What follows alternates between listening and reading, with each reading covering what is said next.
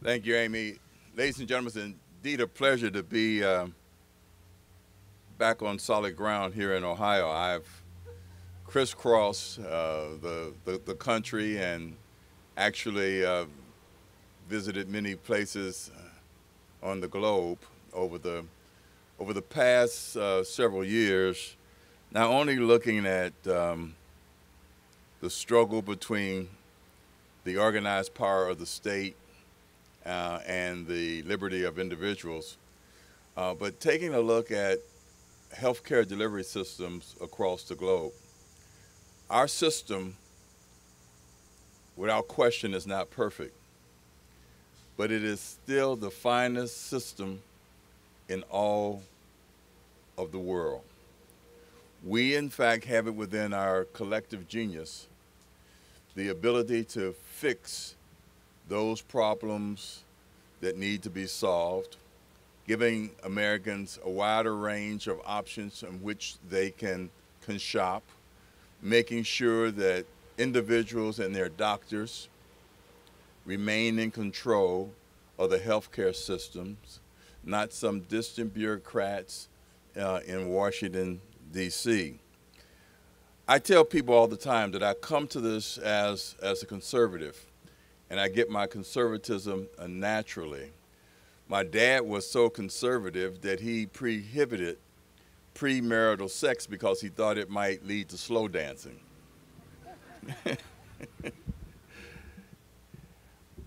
Let me just say this: that as David has framed it, as Amy and Jim have talked about it, this is an epic struggle. Our nation is 236 years old. And in that 236 years, to be 237 years, this 4th of July, we have become the most prosperous, the freest, democratic republic in all of human history. We have done it because we are an exceptional experiment. We have answered the question in our constitutional governance of the role of the free individual in the order of political things and activities in our country. The second paragraph of the Declaration of Independence, and I think that the Declaration is the frame in which our Constitution rests, sums it up for me.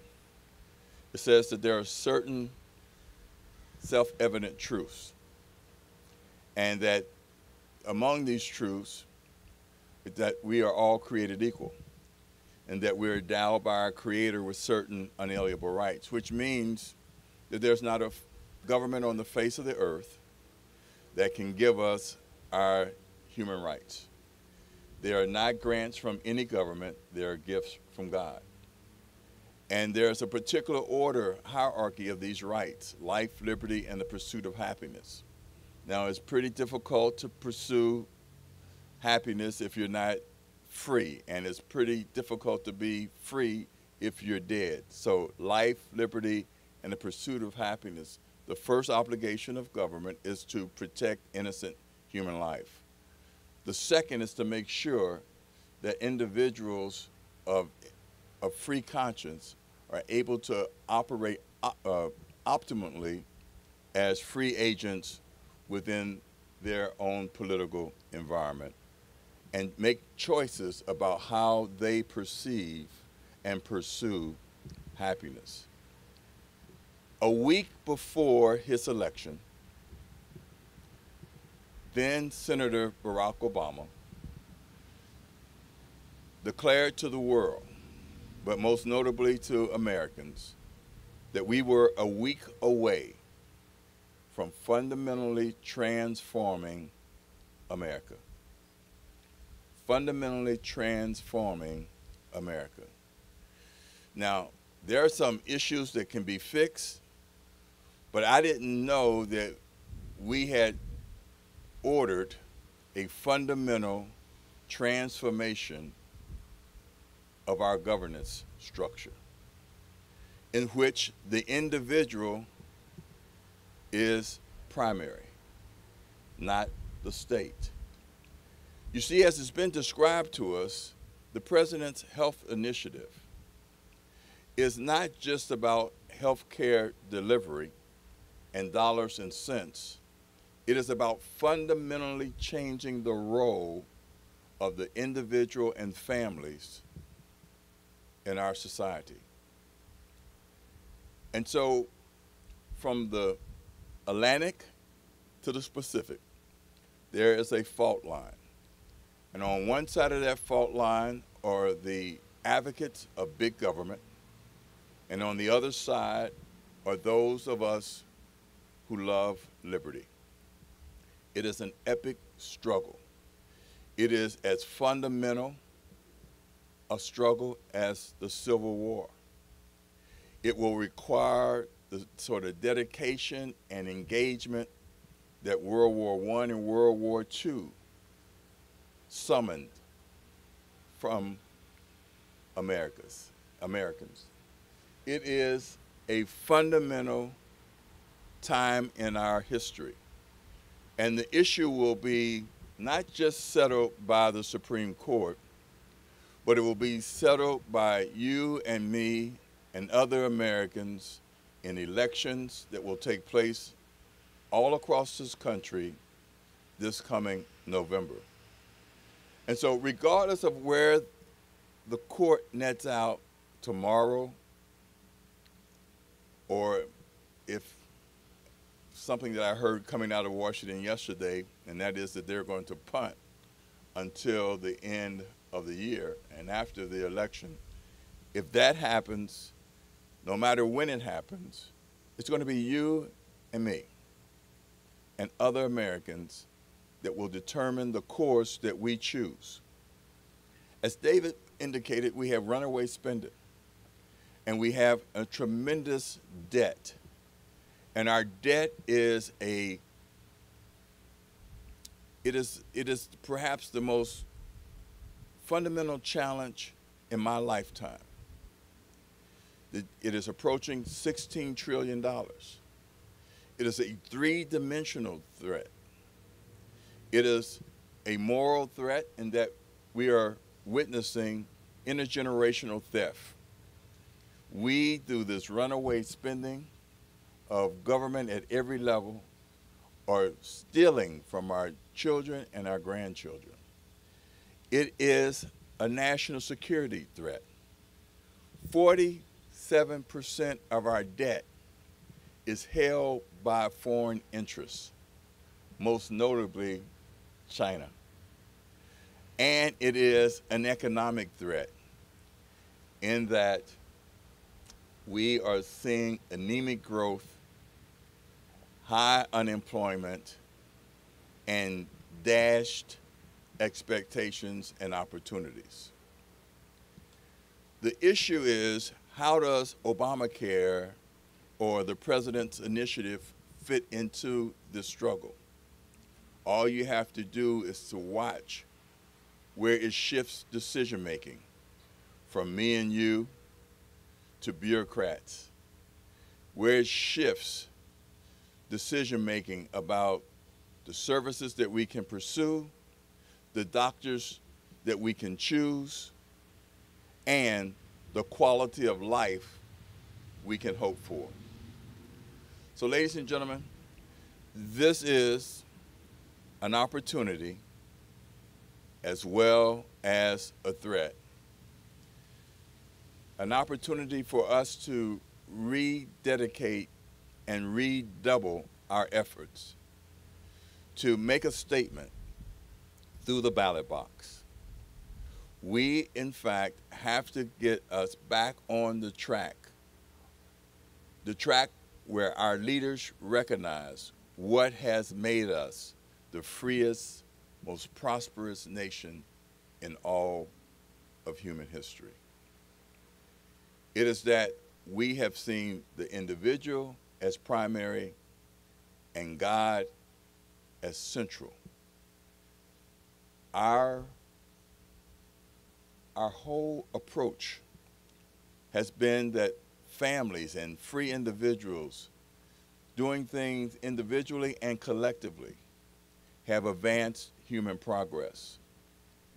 Every other nation that has tried to do it with government leading the way has watched its hopes vanish, its prosperity drop, and its people become not free citizens, but more docile subjects. I understand what happened 236 years ago. It was a grand experiment, but Benjamin Franklin said, when asked, "What have you done?"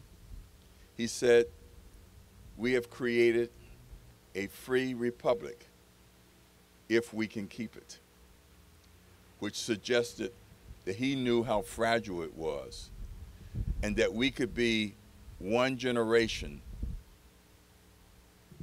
from it all collapsing. The question is, what will we do? There's a question that's asked in Psalms 11, verse 3. If the foundation be destroyed, what will the righteous do? I put it in secular terms. If the foundation of American liberty, American freedom, American prosperity, if it is threatened, what will you and I do? Lovers of freedom, believers that good men and good women doing good things together can move our towns, our cities, our states, and our nation to a higher level of human existence. We have a good healthcare system at its foundation. We, in fact, know what we can do to make it better. The last thing that we can do, because it will not make it better, is to hand over the responsibility to the government, moving to a track that will lead us to a one-payer system, which is the government, which will limit our freedom and diminish the quality of the finest healthcare system in all the world. So I wish one of the things that they say about my native town, Cincinnati, was true. Mark Twain, Jim, on his 7th visit to Cincinnati, was on a slow train ride out, and a young reporter from the Louisville Courier asked him what his impression of Cincinnati was. He said, "Son, if I heard the world was ending tomorrow, I would get to Cincinnati as fast as I could, because things happened there 10 years after they happened in the rest of the world." So I just want you to know that I am slowing this pace down towards this government-controlled healthcare system. I don't want it to hit Cincinnati 10 days, 10 months, 10 years, or ever. With your help, we can make sure that we get off of this track no matter what the court does. You know, if the court makes the wrong turn on tomorrow or whenever it makes its decision, the only way that we can correct it is through the political system. If the court decides that it's unconstitutional, those large portions or those it all out, as Jim has said, we must be ready to fix the system with common sense solutions that honor freedom, human liberty, and the great uniqueness of our country. The president, when he was initially asked if we were an exceptional nation, he gave it a, "I don't know." When he found out that that was a politically unacceptable response, he was asked again, and he said, "Well, yeah, we are exceptional, but I guess the Chinese think that China's exceptional, and the Brits think that Great Britain's exceptional." And it revealed again that he didn't know why we are exceptional.